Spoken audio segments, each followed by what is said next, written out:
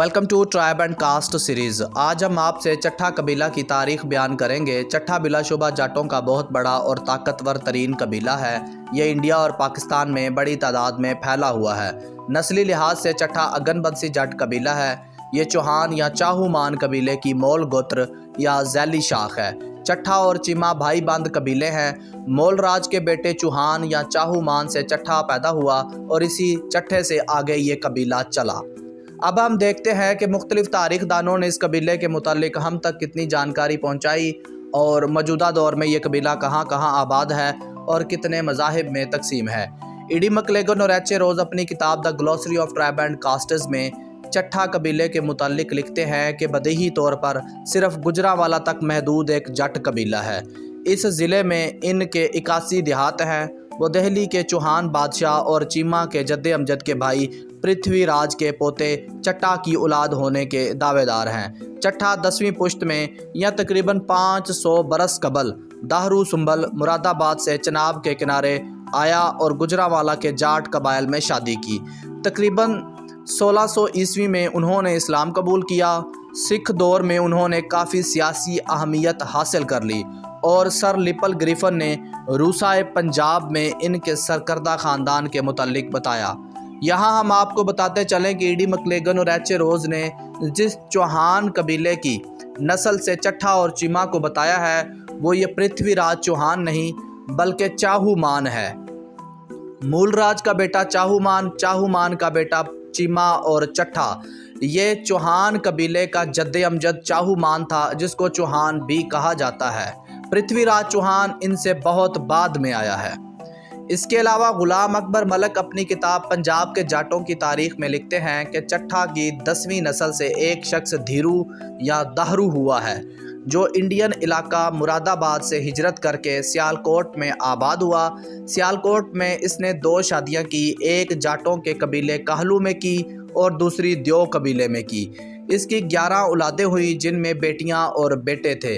देहरू ने अपनी बेटियों की शादी करने के बाद सियालकोट से हिजरत की और गुजरांवाला में आबाद हो गया। गुजरांवाला में आबाद होने के बाद चट्ठा कबीले की आपसी लड़ाइयाँ शुरू हो गईं। देहरू चट्ठा और पीर मोहम्मद के दरमियान काफ़ी लड़ाइयाँ हुईं। चट्ठे के 2 बेटे इन लड़ाइयों में कत्ल हो गए। कुछ देहरू चट्ठा की औलादें खित्ता पटवार में जाके आबाद हो गईं जहां उन्होंने देहात आबाद किए। जब चट्ठा कबीला गुजरांवाला में आबाद हुआ तब वहां हंजरा और तारड़ दोनों कबीलों का होल्ड था, मगर वक़्त गुजरने के साथ साथ चट्ठा कबीला गुजरांवाला पे हावी हो गया और यहाँ मजबूत हो गया।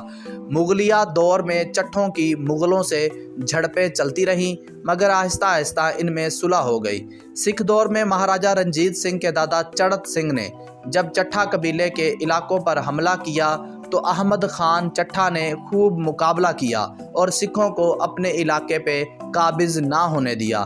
चढ़त सिंह के बाद उसके बेटे महान और अहमद खान के बेटे गुलाम मोहम्मद चट्ठा के दरमियान लड़ाइयाँ होती रहीं। सन 1765 में चट्ठों ने सिखों से उनकी मशहूर भंगी तोप छीन ली, जिसके बाद सिख मज़ीद ताकत के साथ मुकाबला करने आए। आपसी दुश्मनी की वजह से पीर मोहम्मद चट्ठा ने सिखों का साथ दिया और अहमद खान चट्ठा को शिकस्त हो गई, जिसके बाद अहमद खान को जेल में डाल दिया गया और सिखों ने अपनी तोप वापस छीन ली। चट्ठा सियालकोट, गुजरांवाला और ज़िला सरगोदा में पाए जाते हैं। ये ज़िला रावलपिंडी का सबसे बड़ा जाट कबीला है। चंद मुसलमान चट्ठा पटियाला में भी पाए जाते हैं।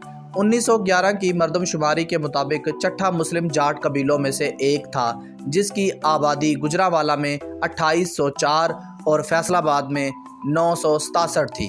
तारीख़ी तौर पर चट्ठा ज़िला गुजरांवाला तक महदूद रहे हैं जिसमें उनके 84 या 81 गांव हैं। उनकी शादी गुजरांवाला के जाट कबाइल में होती थी। चट्ठा कबीला के ज़िला रावलपिंडी के जनूब मशरक में भी गांव हैं जिसमें हकीम चट्ठा और चट्ठा बख्तावर सबसे अहम है। अंग्रेज़ों की तरफ से नहरी नेटवर्क की तामीर के दौरान बहुत से चट्ठों ने लायलपुर यानी फैसलाबाद और मिंट गुमरी साहिवाल अजला में हिजरत की। फैसलाबाद के 6 चट्ठा गांव का ग्रुप चक झुमरा के करीब वाक़या है। इन देहात के लोग इस लिहाज से अजीब हैं कि वो गुजरांवाला से बराह रास्त नकल मकानी करने वाले नहीं हैं।